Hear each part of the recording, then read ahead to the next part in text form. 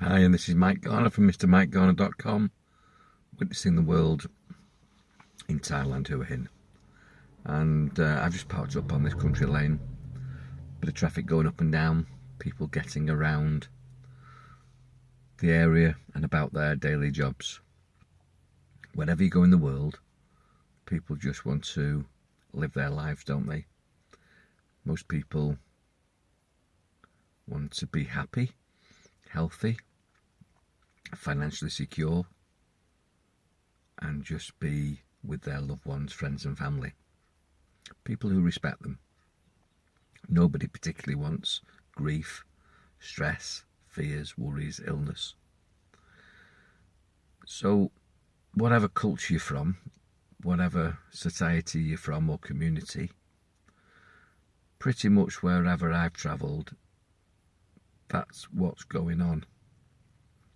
But then there's divisive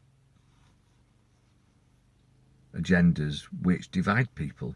That's what the word divisive means, and diversity is an issue that I was involved in when I worked in industry, and I've supported diversity ever since as a corporate mentor.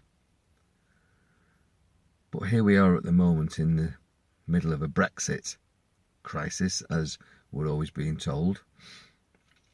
To me, there is no crisis.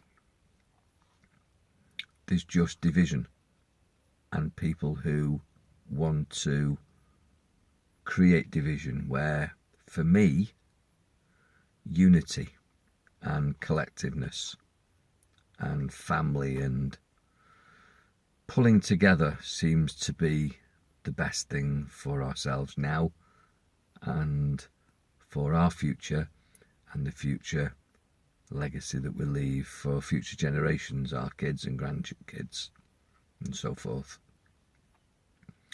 Just ask yourself who gains from all this political manoeuvring.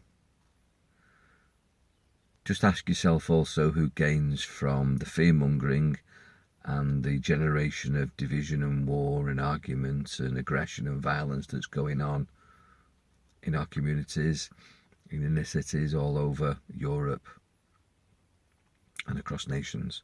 Who benefits? It's not you and me. It's not the normal, everyday person in a normal family. Obviously, there are extremists, and extremes always seem to have a loud voice. They always seem to shout the loudest and get the airtime in the media.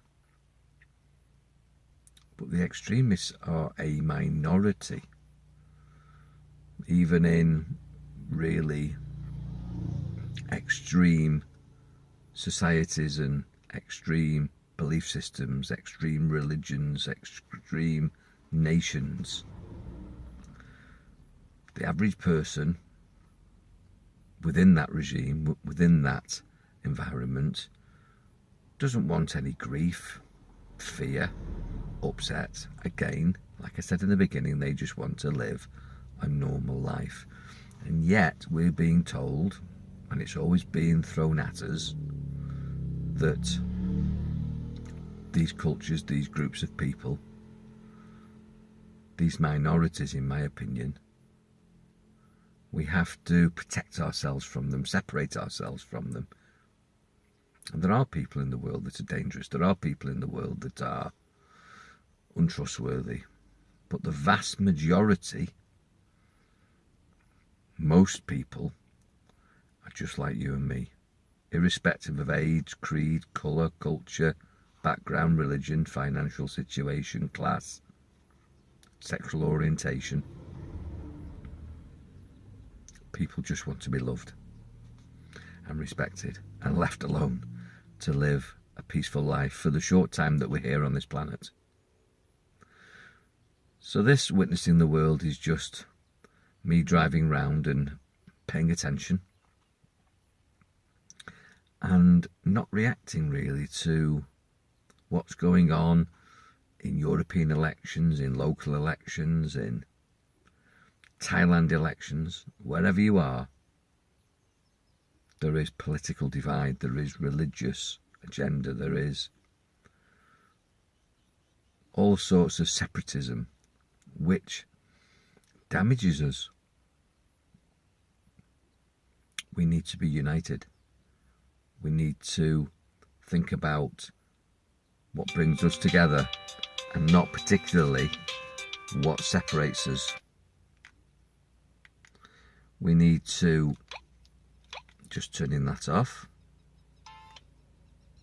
we need to make sure that at all times we do things that strengthen us and strengthen our neighbours and strengthen humanity, our society. Because if we get involved in division, then we're going backwards and not forwards.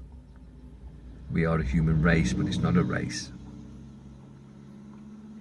We live on a round planet and we shouldn't take sides. We should work as a community and have communion with people left, right, in front of us, behind us, up, down. Treat everybody as a family member. Everybody younger, treat them as if they were your kids and grandkids. Everybody your same age as if they were your brother and sister. Those slightly older as if they were your parents, and those much older as if they were your grandparents. And we won't go far wrong, irrespective, as I say, of these divisions that we're being told matter. Now, clearly, a lot of people are going to say, well, you know, this is on television and we've got to be careful of this, we've got to be careful of that.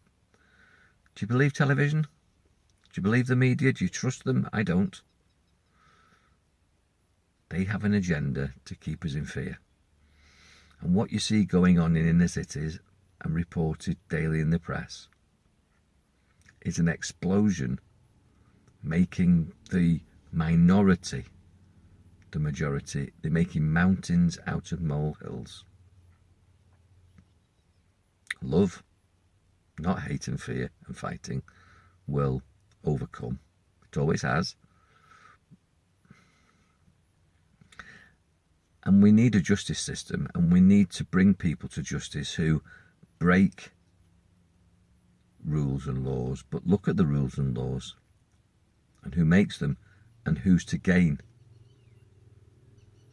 We need to be more involved, maybe lobbying for love and peace and unity, not separation. People in prisons and jails that shouldn't be there for crimes that have been made illegal recently, financial crimes, free speech crimes, suppression crimes, not the real stuff that really matters. People are in prison for non-payment of taxes and not doing things that is just bureaucracy, and yet there's people doing massive financial things in corporations and getting away with it. The little man, as we would be told we are, but I don't believe that, is being suppressed and battered and kept in fear with all this suppression news and all this oppressive stuff. And we need to expand and own our power and see it for what it is, which is control. The big brother Orwellian state dumbing down our intelligence with everything on television, television. Open your eyes, do the right thing, think in a way which is more warm and less cold, more giving and less taking, more inclusive and less exclusive. Unity, not division. Love, not war.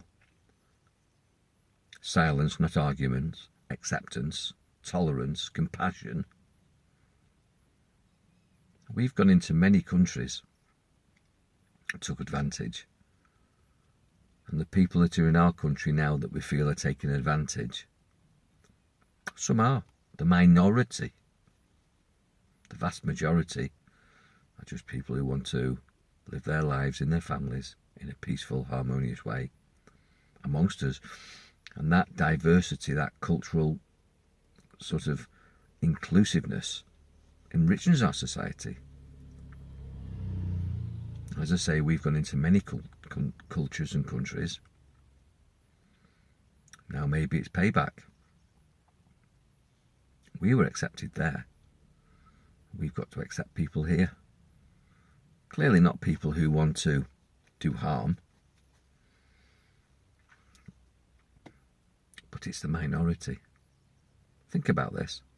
As you witness the world with an open heart, not a closed one, with an open mind and not a closed one, and witness without judgment. God bless.